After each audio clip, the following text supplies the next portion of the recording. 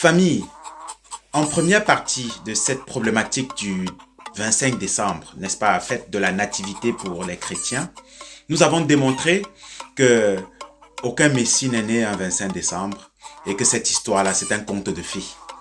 Aujourd'hui, encore avec le frère Sa au Siret, n'est-ce pas, nous allons vous démontrer que même le Père Noël est un mythe. Mais nous allons d'abord parler de la tradition du Père Noël. On va critiquer cette tradition. Nous allons parler de Saint-Nicolas, n'est-ce pas, et le Père Fouettard. Et enfin, nous allons parler de la fusion entre la fête de Saint-Nicolas et la fête de Noël. Restez connectés. Donc maintenant, je m'attaque à la tradition du Père Noël. Quand on fête Noël, qu'est-ce qu'on fête? Comme je le disais tout à l'heure, est-ce que c'est la nativité? On a vu que ce n'est pas la nativité, parce qu'il n'y a rien le 25. Donc il n'y a rien à fêter. Maintenant je demande, est-ce que c'est le Père Noël? Donc je vais dire, le Père Noël est un personnage légendaire et mythique lié à la fête de Noël. Sa fonction principale est de distribuer des cadeaux. C'est-à-dire, lui, il est là pour distribuer des cadeaux seulement. Sa fonction principale, c'est pour ça que j'ai souligné cadeau. Voilà. Sa fonction principale est de distribuer des cadeaux aux enfants dans les maisons pendant la nuit de Noël qui a lieu chaque année du 24 au 25 décembre.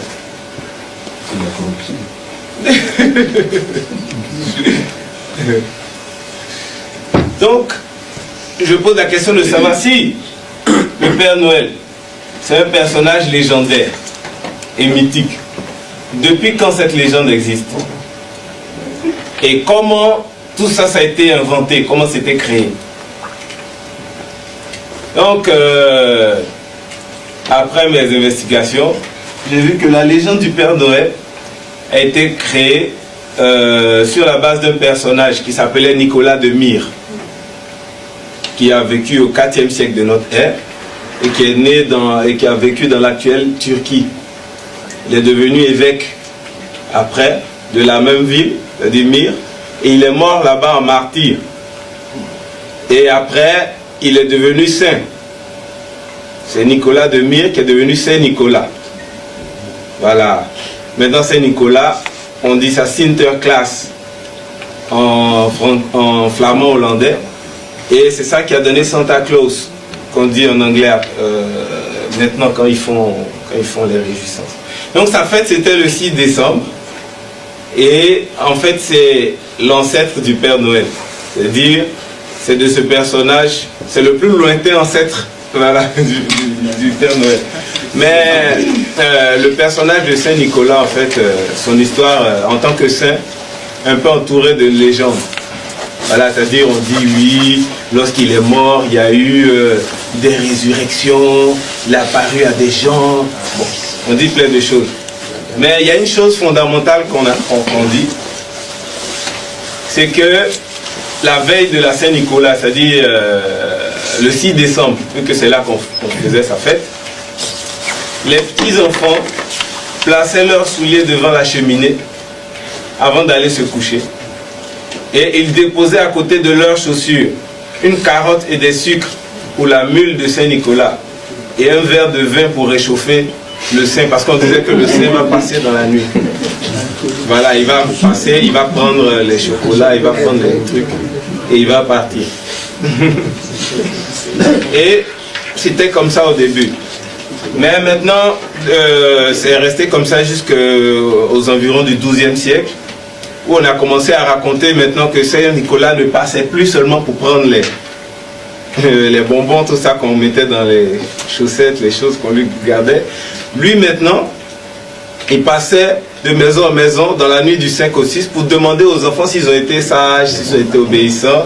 Et ensuite les enfants sages, ils recevaient des cadeaux, des friandises, et puis les enfants méchants ou qui se comportaient mal, il recevait une trique qui était donnée par le compagnon de Saint-Nicolas, qui était le Père Fouettard. Voilà. Donc Saint-Nicolas, il est pas seul. Il est accompagné, il y a le Père Fouettard. Oui. Voilà le Père Fouettard dans l'imagerie. Donc bon, je ne vais pas revenir sur des choses que le professeur Gomez avait déjà élucidées, c'est-à-dire la malédiction du noir et tout ça. Donc on voit bien que, bon, ça c'est un dessin, c'est-à-dire la représentation, mais ça c'est maintenant des mimes sur l'autre image, parce qu'on fait des fêtes où on fait sortir Saint-Nicolas pour parader avec le père Fouettard, et le père Fouettard est toujours noir. Il est toujours couché. Oui, il est toujours assis et l'autre est toujours debout. Donc, il y a la notion de supériorité et d'infériorité. Et il y a l'image du noir dégradé parce que le Saint-Nicolas, en fait, c'est un religieux. À la base, c'est un religieux. Et donc, lui, il fait du bien, il donne des cadeaux, tout ça. Et l'autre, lui qui fouette, il fait du mal. Donc, le noir est toujours associé au mal. Vous voyez dans les iconographies. Voilà. Voilà.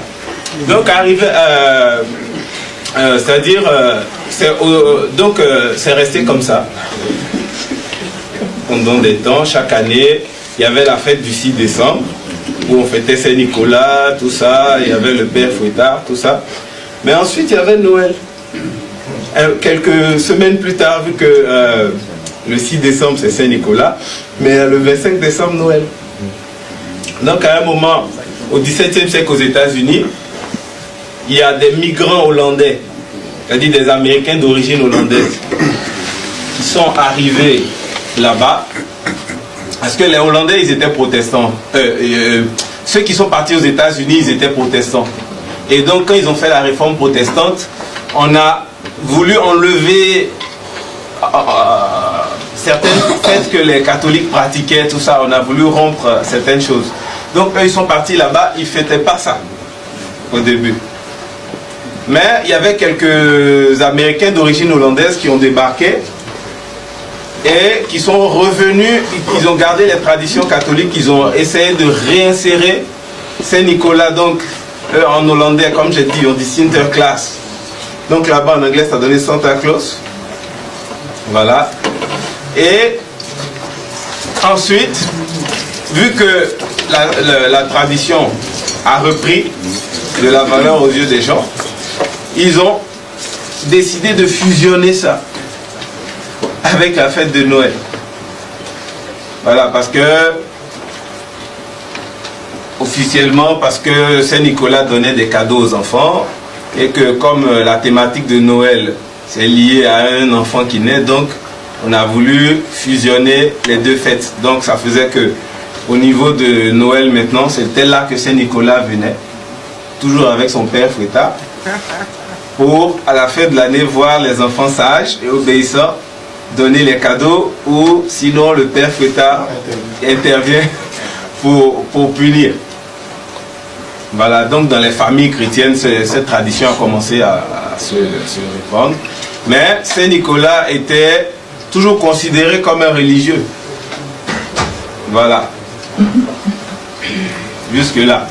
Mais on avait déjà les prémices des cadeaux et de quelqu'un qui vient donner les cadeaux, etc., etc.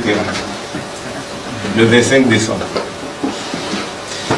Donc, j'ai posé la question, qui va lancer le Père Noël? Bien, famille, je crois que nous avons écouté l'essentiel, hein, parce que ça c'est la deuxième partie, n'est-ce pas? Dans la troisième partie, nous allons vous expliquer qui a réellement inventé le Père Noël. Qui a inventé le Père Noël? Nous allons parler de la médiatisation du Père Noël. Nous allons parler de la costumisation du Père Noël. Nous allons parler du Père Noël business et le lien entre le Père Noël et la fête de Noël. Le lien effectif entre les deux. Donc, vous avez écouté l'essentiel. Retrouvons-nous dans les commentaires. Hein. C'est une trilogie dont il y a encore 2 vidéos qui arrivent. Voilà. Restez connectés, famille. Au tep. Au tep. Au tep, famille.